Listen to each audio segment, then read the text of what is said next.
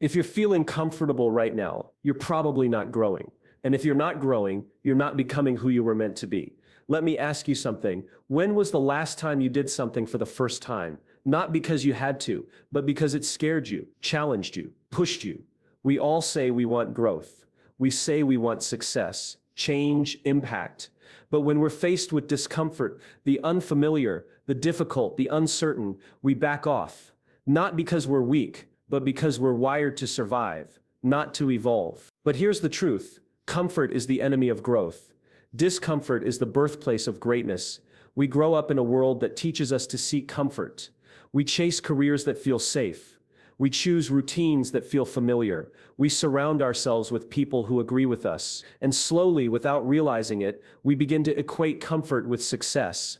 We begin to believe that if something feels hard, it must be wrong. If something causes anxiety, it must be avoided. But this mindset isn't just limiting, it's a trap. Because the truth is, discomfort isn't a threat. It's a signal. Discomfort is your mind and body's way of telling you, you're on the edge, you're pushing your limits, you're doing something you've never done before. And that's exactly where growth happens. Not in the center of the comfort zone, but at its very edges. Think about a muscle. You go to the gym, you pick up a weight. If it's too light, if it's something you've lifted 100 times before, your body doesn't change. It maintains.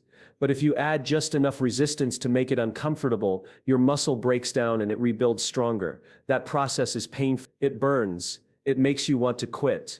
But that discomfort, that's the signal. That's the body saying, we are growing. The same principle applies to every area of our lives. Emotional discomfort, social discomfort, professional discomfort. Whenever you find yourself feeling anxious before a presentation, or nervous before a hard conversation, or uncertain before taking a risk, pause for a moment. That tightness in your chest, the racing heartbeat, the doubt creeping in, don't run from that. Recognize it. That's not weakness. That's your mind saying, we're stretching. A Navy SEAL once put it this way, when you think you're done, when your body is screaming stop, you're only at 40%. There's still another 60% in you waiting. That's not just motivational fluff. That's rooted in human biology. Our brains are built to protect us from discomfort. Thousands of years ago, discomfort often meant danger. Wild animals, freezing temperatures, lack of food. But today, discomfort usually shows up when we're about to step into something new, not something lethal. The problem is, the brain still treats both the same. We have to learn how to reframe the message. Discomfort doesn't mean stop. It means pay attention. It's the body saying, this matters. This is different. Stay with it. One of the most powerful things we can do is change the story we tell ourselves about discomfort. Instead of seeing it as a red flag, we need to see it as a green light, a signal that we're on the right track. Because no one ever became remarkable by staying comfortable. No one ever changed the world by staying in what was easy and predictable. They leaned into the unknown. They walked into the discomfort, not because they didn't feel fear, but because they recognized what it meant. Discomfort is where new skills are forged. It's where resilience is born. It's where confidence is created, not because you already have the answers, but because you were willing to show up without them. You want to become better, stronger, bolder? Then get uncomfortable. Seek it. Chase it. Not recklessly, but intentionally. Because every time you ignore the urge to pull back and choose instead to lean in, you send yourself a powerful message. I can handle this. I belong here. I am growing. And the more often you listen to that signal, the more fluent you become in the language of discomfort. You stop seeing it as the enemy. You start seeing it as the guide. And before long, what used to scare you becomes your new standard. What once felt impossible becomes your new normal. That's not just growth. That's transformation. We often see success as a straight line, a highlight reel, a polished, filtered version of the truth. We admire the awards, the recognition, the lifestyle.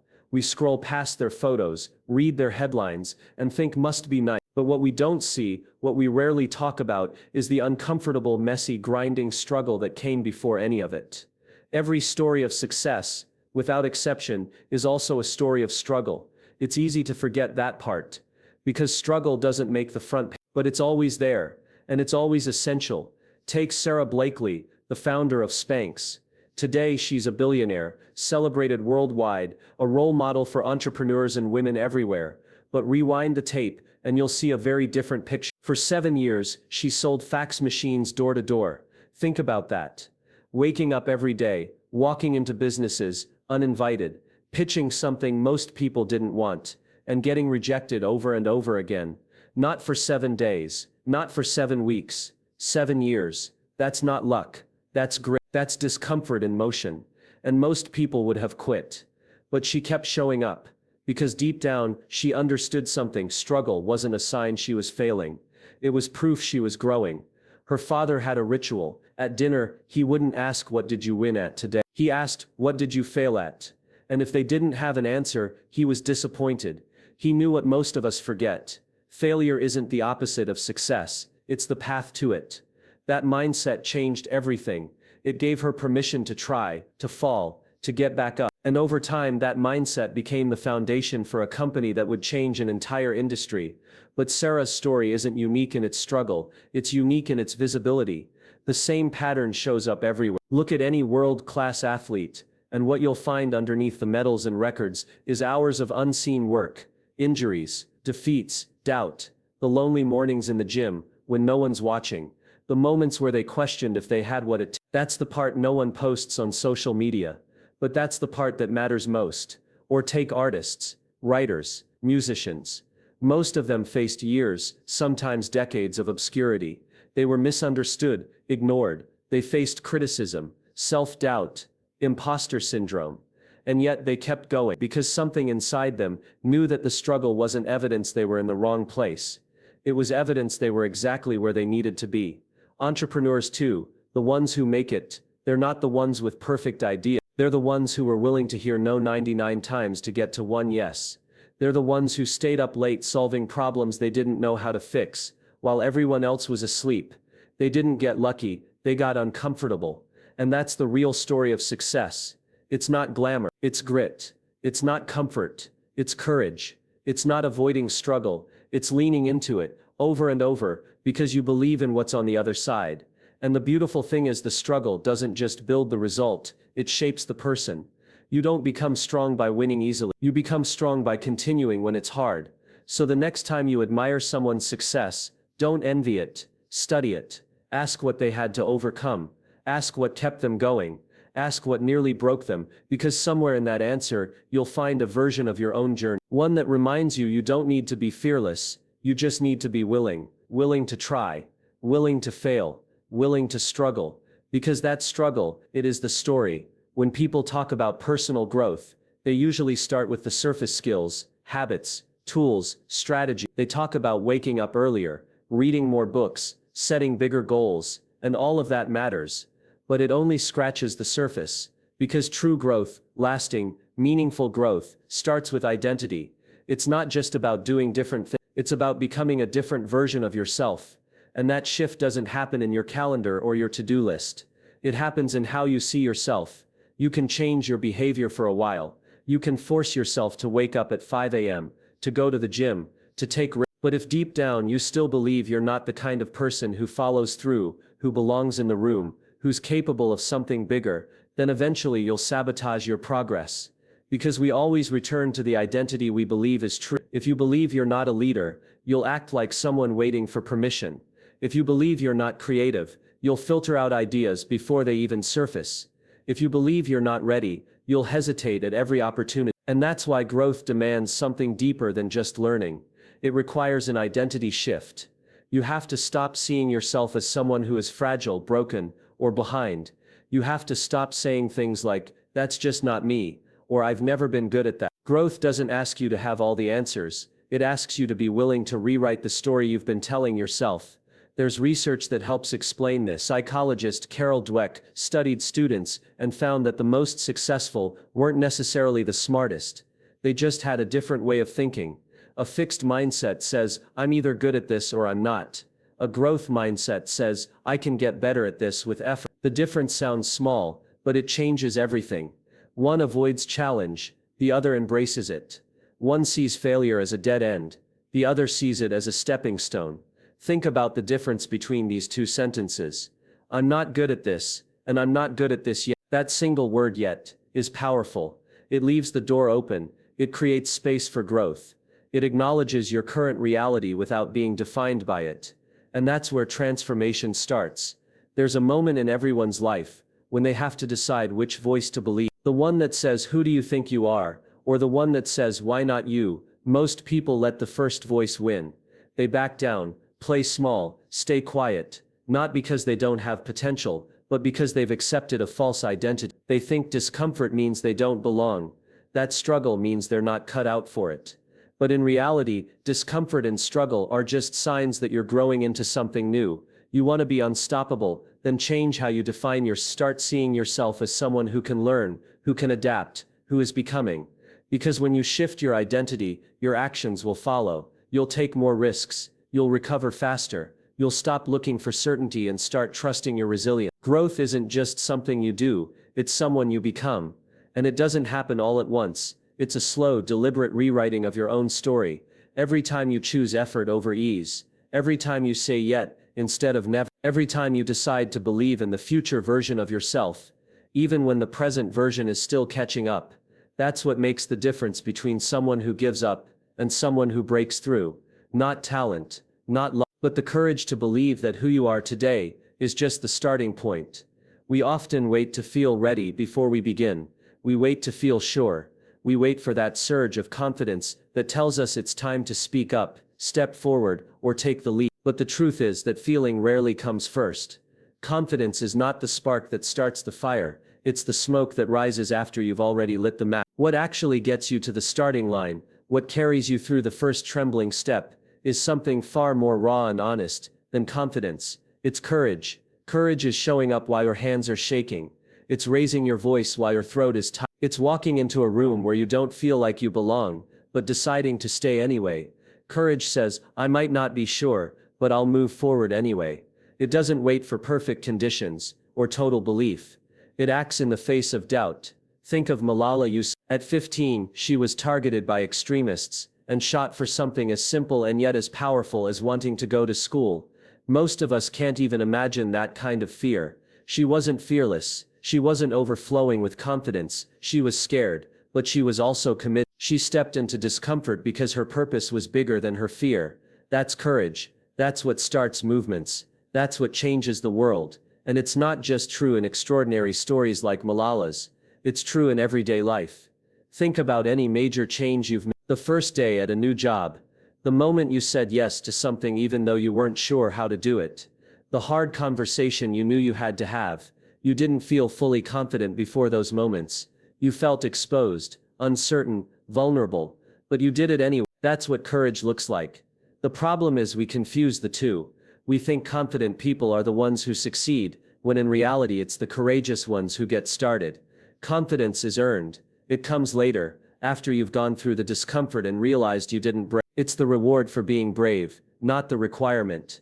The person standing on stage delivering the keynote wasn't born with poise. They had to stand backstage the first time, heart racing, hands sweating, voice trembling.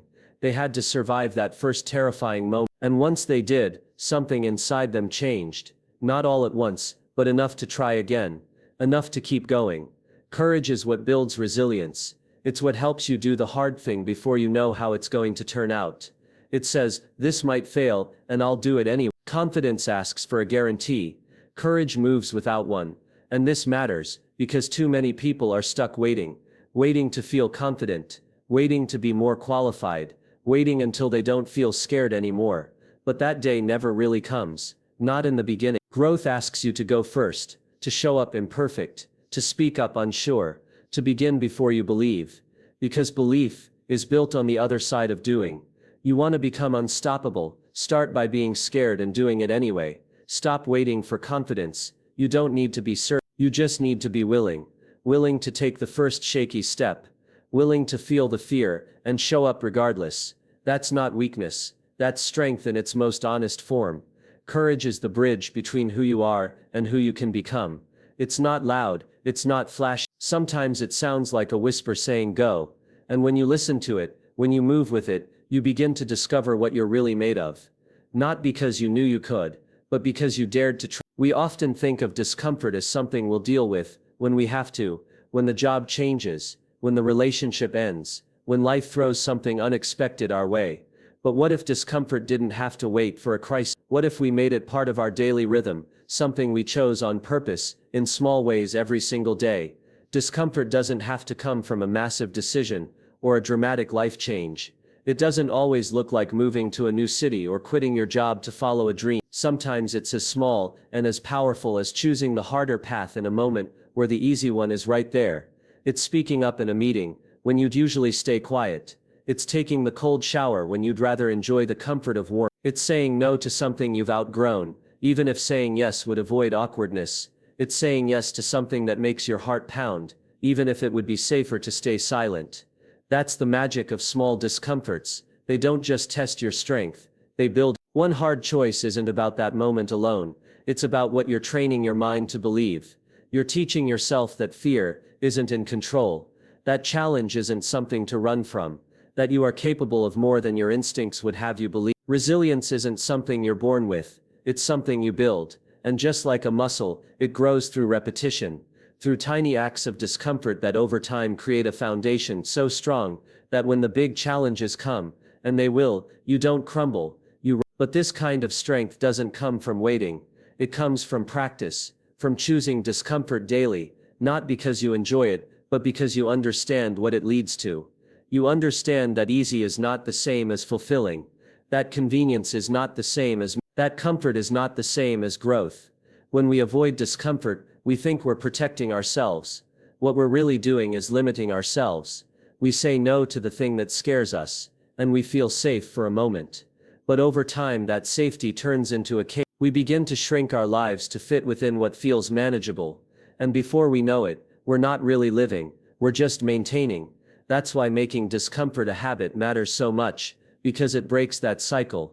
It creates space for something new. It opens the door to parts of you that you haven't met yet, the bolder you, the more capable you, the version of you who doesn't just survive life but creates it. You don't have to do something dramatic to begin.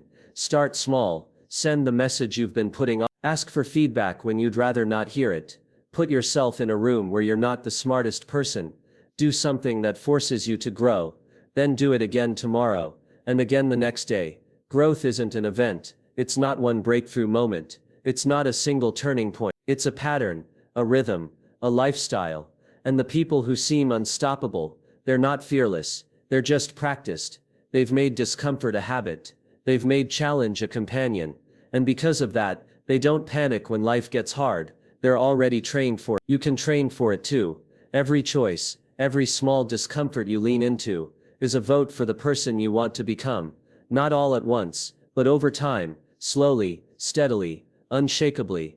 That's how growth becomes who you are, not just what you do. So here's the moment, the point where you get to decide which path you take from here. It won't feel dramatic. No bright lights, no applause, no perfect soundtrack playing in the background.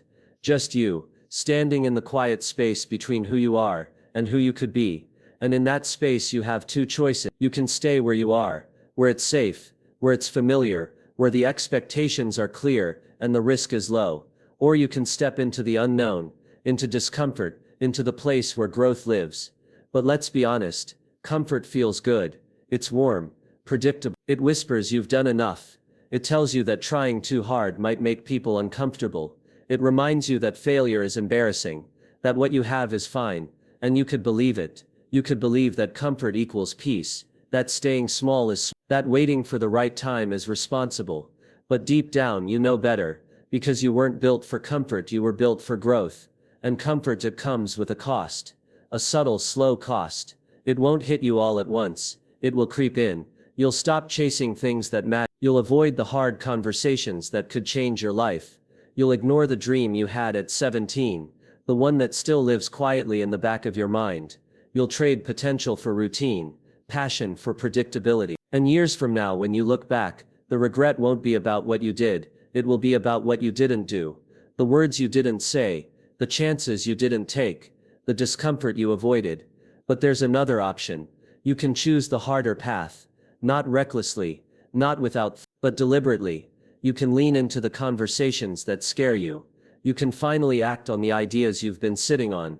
You can face the fears that have been running your decisions from behind the curtain. You can choose to stretch, even when it feels risky. Because the discomfort you're avoiding, That's exactly where the transformation is waiting. And no, you don't need a flawless strategy. You don't need to map out every detail. You don't need all the answers. You just need a moment, a breath, a pause long enough to say, this is the harder path, and I'm taking it anyway. Because courage isn't the absence of fear, it's the decision to move forward in spite of it. That's what separates the ones who stay stuck from the ones who evolve. Not brilliance, not talent, just one decision, one choice, repeated enough times to become a way of life. Get uncomfortable, because that's where everything you want lives. The confidence, the clarity, the purpose, the resilience, they're not handed out, they're earned right at the edge of what you think you can handle. That's the place where you discover what you're truly capable of. And the beautiful thing is, the more you lean into that place, the more natural it becomes. Until discomfort isn't something you fear, it's something you seek. You don't need a perfect version of yourself to begin. You just need to begin. And maybe that starts right now, with the call you've been avoiding, with the yes you've been afraid to say, with the small brave step in the direction that scares you. Because the life you want, the one with meaning, purpose, and impact, isn't out of reach. It's just outside your comfort zone, waiting, quietly, patiently, for you to choose it.